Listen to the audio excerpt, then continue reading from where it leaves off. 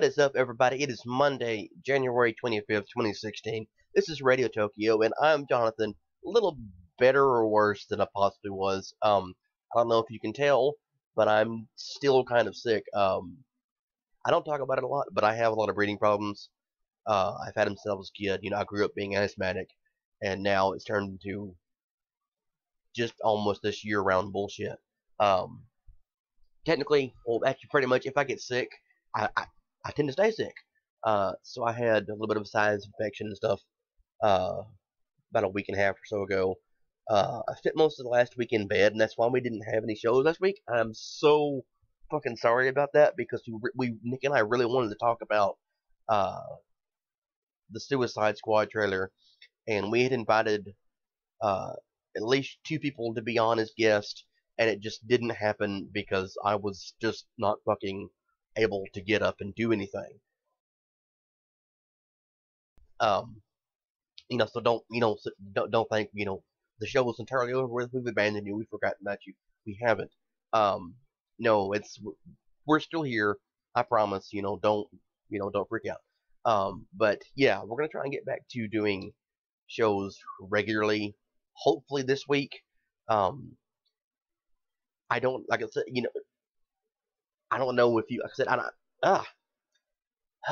sorry, I'm still kind of tired and can't actually put thoughts together very well. But like I said, I don't know if you can tell, but I'm still having problems. I'm actually having to mute my microphone so I can cough every few seconds.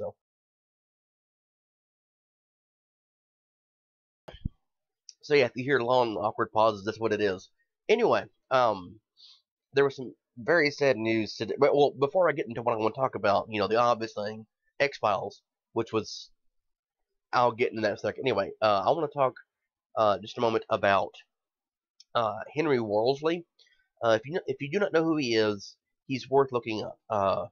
Very short. The shortest explanation that I can give you is that he was a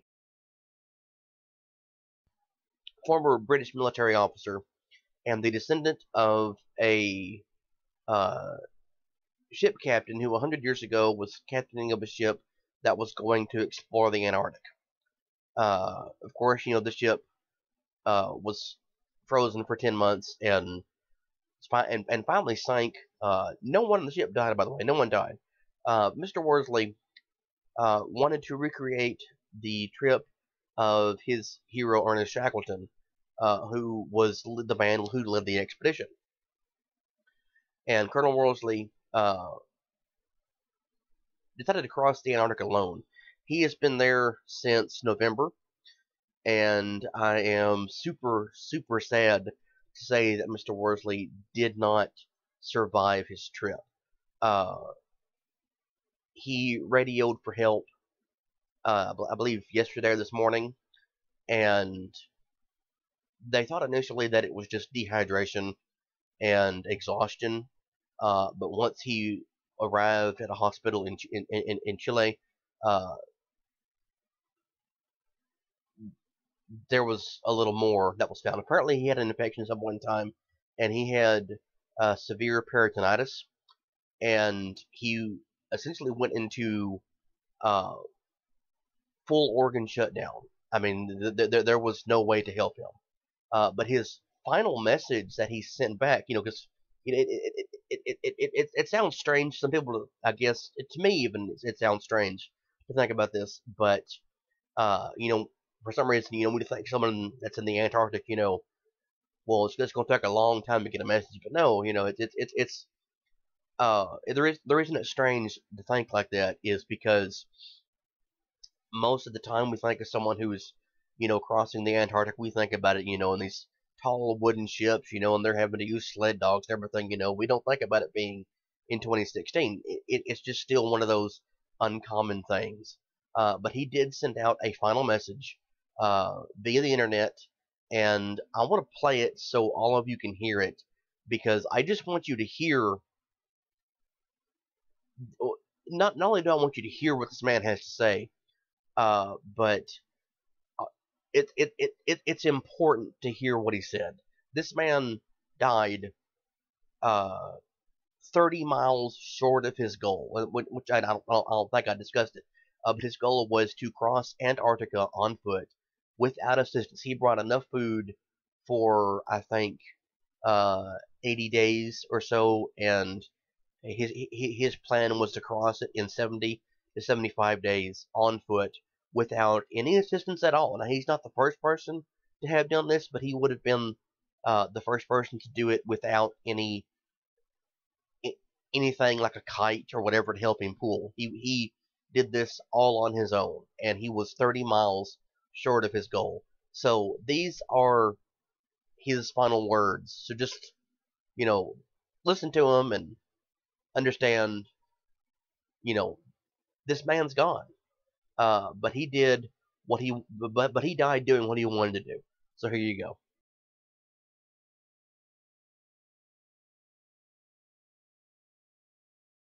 Greetings, everybody. It's Friday the 22nd of January 2070.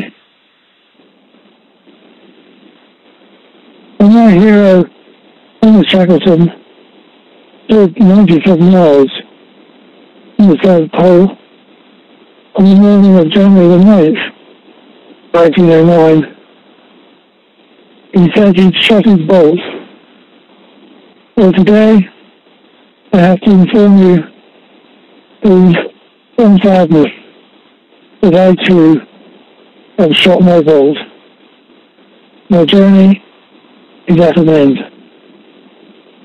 I have run out of time, physical endurance, and a simple, sheer inability to slide one ski in front of the other to cover the distance required to reach my goal. Many mountaineers battle away and fail to reach the summit. My summit was just out of reach.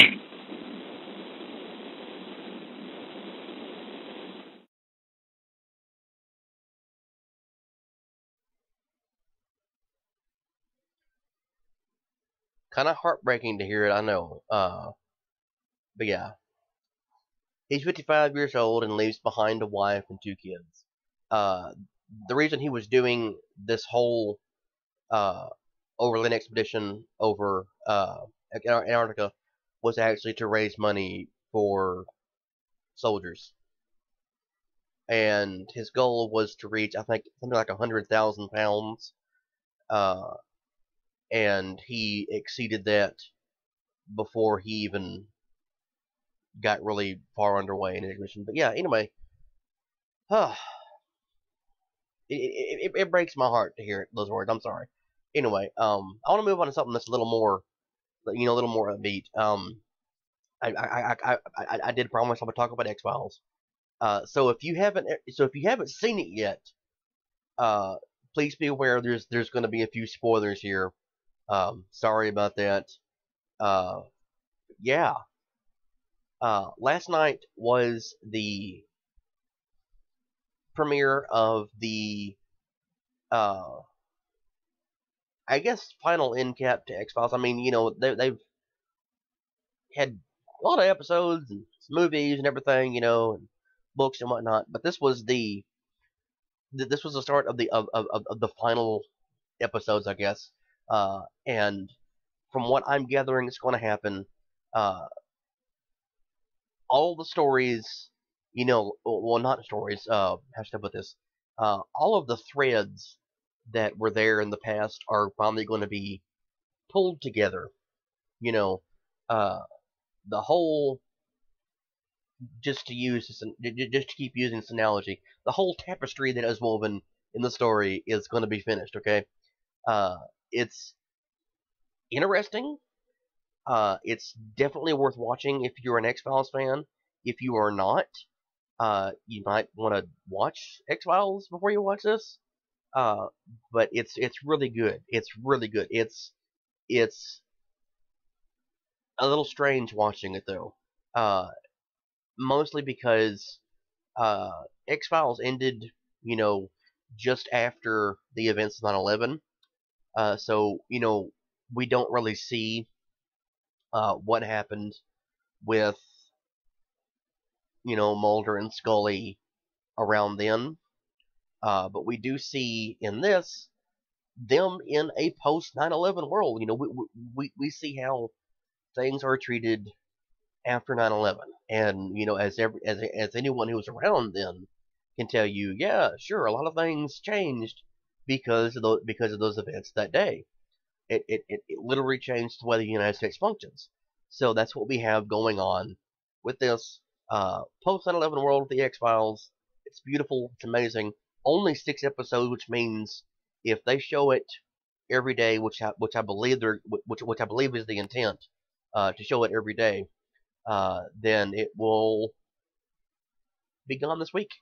This is it. Watch it. It's awesome. It really is. I enjoy it, but I also enjoy the X Files. Okay, it was one of those shows I grew up watching, and uh, it really is eye-opening TV to me. I happen to like conspiracy theories. Happen to like them a lot. And I realize, most people who enjoy conspiracy theories are kind of crazy, but I've never really denied that I'm not, to be honest. But I like conspiracy theories, and watching X Files makes you think. Like the tagline is, the truth is out there, and the other one is, I want to believe. Well, you want to believe. It's essentially X Files represents the unending search for the truth. Uh, you know, whatever that truth might be. Uh, and it makes me think. So I enjoy the X Files. If you don't, that's fine. I understand. We can't be friends, but no, I'm kidding. We can be friends. Anyway, the last thing I want to talk about today is apparently, at some point in time yesterday, uh, our friend and fellow YouTuber PimpmunkX was apparently talking about me, and by me I mean Jonathan, not Jonathan and Nick, and not our channel or our show. Uh,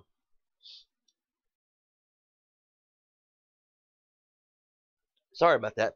Pimp and a few other people that we like on YouTube uh, do a Google Plus Hangout a couple times a week, and they talk about all kinds of things. Well, anyway, apparently, Pimp was making fun of me because I have a top hat, and his exact words were, "Brother, as long as you're alive, I will know I am not the ugliest man out there." So, John, what the hell?